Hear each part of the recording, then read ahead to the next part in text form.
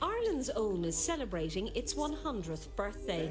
It's the country's second best-selling magazine after the RTE Guide. It has a weekly circulation of approximately 50,000. It's not only read in Ireland, but all over the world. But compare it to other popular publications and you'll see how different it is. It certainly looks very different than most magazines that you see nowadays. It's very cheaply produced. It's not glossy. It's completely different than any other magazine that you're likely to see in the shops. I suppose you could argue that maybe it sells because of that, because it looks so different. Ireland's Own began its life at the People newspaper in Wexford Town in 1902, and it's still compiled there today.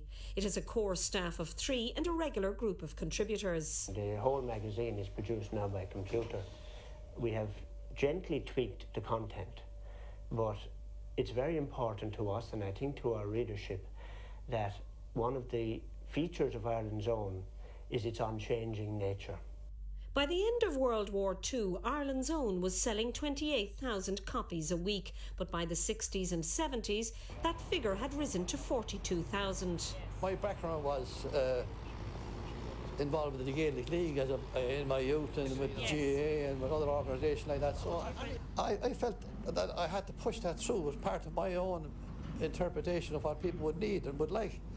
So, and I think those historical articles brought home to an awful lot of people things that had been forgotten or even had never been told. A special Centenary issue was produced for the magazine's 100th birthday, and it revived the famous Kitty the Hare. Kitty the Hare does appear to be synonymous with Ireland's Own, particularly with, I would suggest, the older readers, because she hasn't actually appeared in the magazine on a regular basis for quite a few years. Victor O.D. Power was the author of the Kitty the Hare stories, and he comes from the Ross Birkin parish in Ross. Jane Dorn from New Ross paints many of the covers for Ireland's Own. And at the moment I'm doing a Christmas theme cover which might appear sometime around Christmas or in the New Year, and I've been doing this for the past 9 or 10 years. So 100 years later, Ireland's Own is still with us, but it's a magazine that continues to baffle the critics. We decided long ago, or thought that it was bunched, that it couldn't possibly continue. But I have no doubt, I mean, if it's after getting this far, with that circulation, it's got something that people crave for. Maybe it's simplicity, nostalgia, I don't know really. Confounds the critics.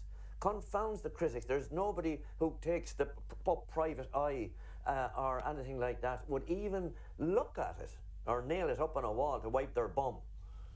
But it sells. Sells.